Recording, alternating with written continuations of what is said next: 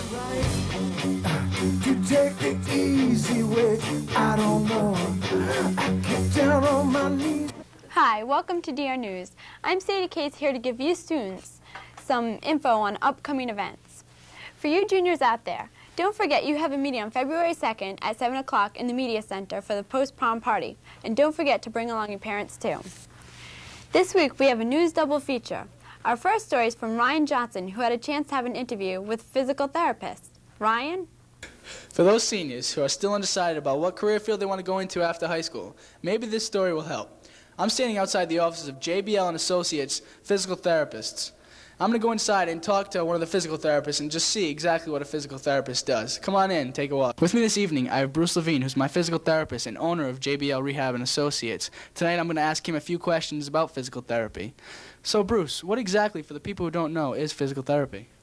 Physical therapy is a health profession, okay, that utilizes physical properties such as heat, cold, electricity, sound, and exercise to maximize human performance. People like yourself that might have broken a bone, muscle strains and joint sprains, okay, it maximizes human performance through a variety of modalities like the fluidotherapy that your ankle's in. And bottom line is that we help to maximize people's performance so that they can get back to activities of daily life or to activities that they enjoy doing for activities such as soccer or football or what have you. Okay, a physical therapist will work in a variety of settings, whether it be an office like this, hospital, nursing home, school system. All right, what exactly is this get-up here? Okay, this is called fluidotherapy, and for those of you that don't know much about physical therapy, there's a whole variety of modalities that we'll use. Like I said before, what we have is different physical properties that we deal with. In this case, where Ryan's foot is a machine which essentially is a dry whirlpool. There's a dried material in the tank here that produces heat, okay, which will increase the temperature of Ryan's foot and ankle, which will allow for an increased blood flow to his ankle and lower leg. And by doing this, it'll allow for proper tissue healing, an increase in the ability for the tissue in Ryan's lower leg to stretch, and allow for the exercises that we're going to do in a little while to help and make his leg a little bit stronger. What you're going to find is that it's a kind of loud machine, and the material that's in the tank here is going to heat up and make his ankle warm. Okay, so what do you say we get going? All right, let's take a look at it. It's going to be a little loud here. All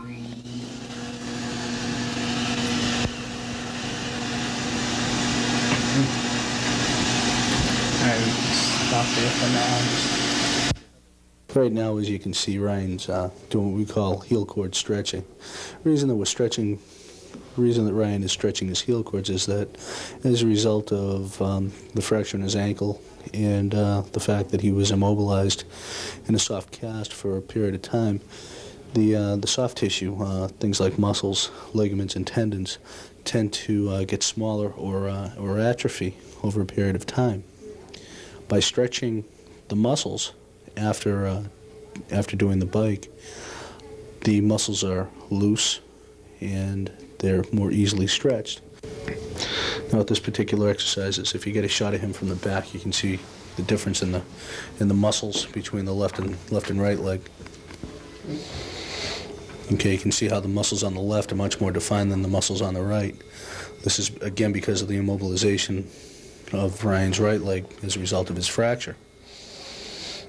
By doing these exercises, this is helping to strengthen his calf muscles. All right, well, Bruce, before I conclude this, I'd just like to ask you, what advice do you have for graduating seniors about their career field in physical therapy? Physical therapy right now is probably the fastest growing healthcare profession in the country anyway.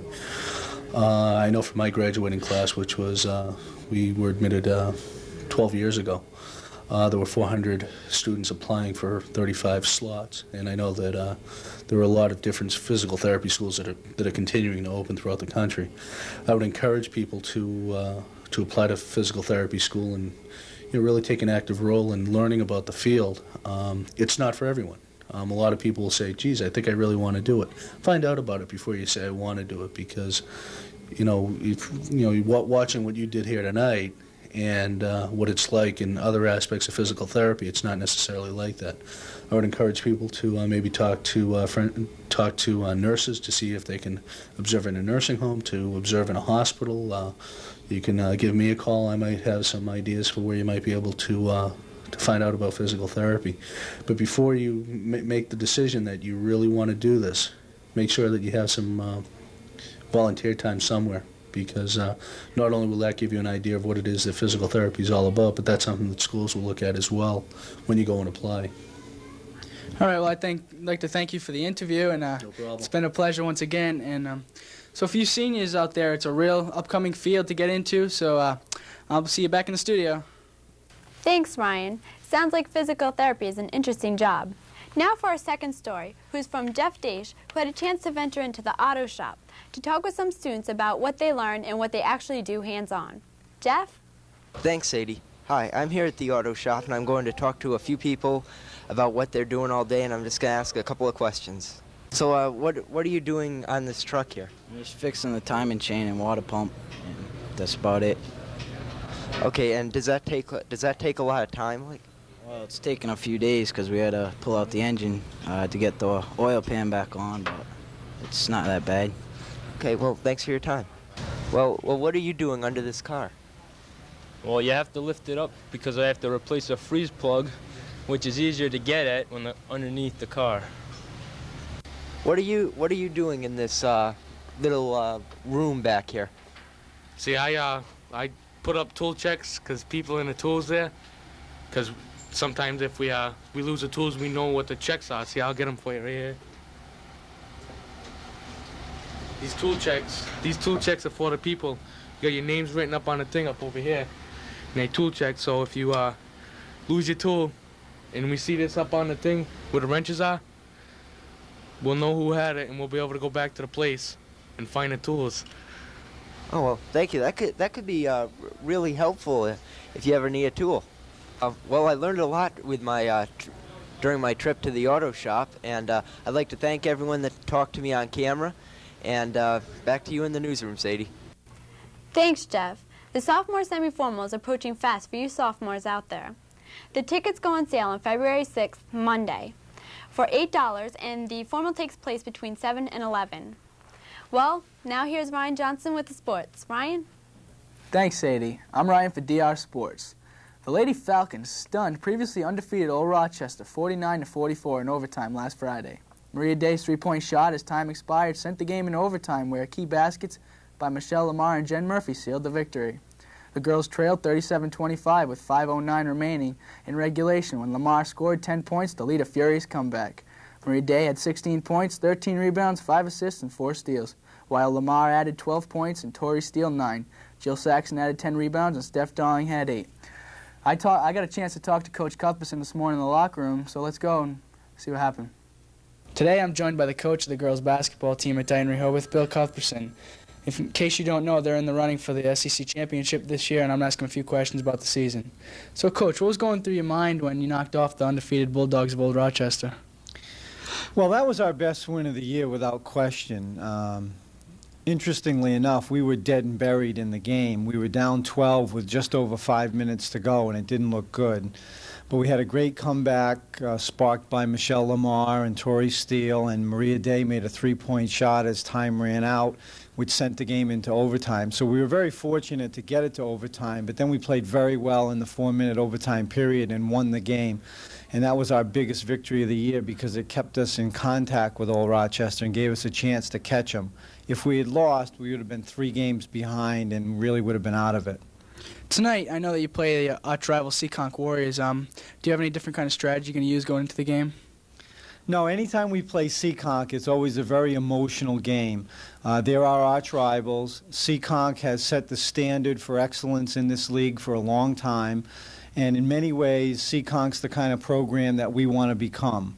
Every year they play for the championship. If they have a bad year, they finish second or third. So it's always a very emotional game, and it'll be a hard-fought game. We're not going to do anything different than we have all year. But when you play Seekonk, you have to play good, sound basketball to have a chance to win. If you don't play well, they're going to beat you. In your opinion, how do you feel the team's done so far this year? Well, we're very pleased. We're 10-3 overall, and we've qualified for the state tournament, which is one of our goals going in. We're in contention for the championship, kind of hanging by a thread, but we're in contention.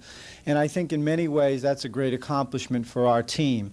We have had good senior leadership all year from Maria Day and Tori Steele and Dawn Glynn. But our younger players have come through for us as well, and we've gotten contributions from a lot of different people, and that's enabled us to win some games that maybe we wouldn't have otherwise. Has any of the girls played above and beyond what you had expected? Well, certainly Maria Day sets the tone for us. She was an all-league player last year, and she'll probably be an all-league player this year, and she's very important to us. And Dawn Glynn has given us, I think, more than we ever expected. She's been a JV player up till this year, and she's really one of the few kids that we have with any real size. We're probably physically the smallest team in the league, so she's done a good job for us. And then our younger players have done a great job. Our sophomore class has been solid. And then Cara Daw stepped in as a freshman and really helped us. And then when she got sick about a month ago with mononucleosis, Michelle Lamar took her place and did just a great job for us. What aspirations do you have for the team heading into the state tournament and accomplishing another SEC championship? Well, going into the state tournament, we always have the same goal, and that's that we want to be playing our best basketball of the season, because when you get in the tournament, you're only going to play good teams. And it's very exciting because if you win, you go on. If you lose, you go home. So we want to be at our peak as we go into the tournament. And then after that, it's the luck of the draw. Who you play, when you play, and where you play. All right, well, I'd like to wish you the best of luck, and thanks a lot for the interview. Thank you. As you can see, the Lady Falcons of Dighton Rehoboth are really in the thick of the things in the SEC, and hopefully they can bring home another championship banner. That's all we got for this week. Back to the newsroom. Thanks, Coach, and good luck to the Lady Falcons tonight against Seekonk, and the boys will be playing at Seekonk at 7 o'clock. Well, that's all for sports this week. Back to you, Sadie. Thanks, Ryan. I wish all luck to the basketball team. Now it's time for Donovan's Dr Corner.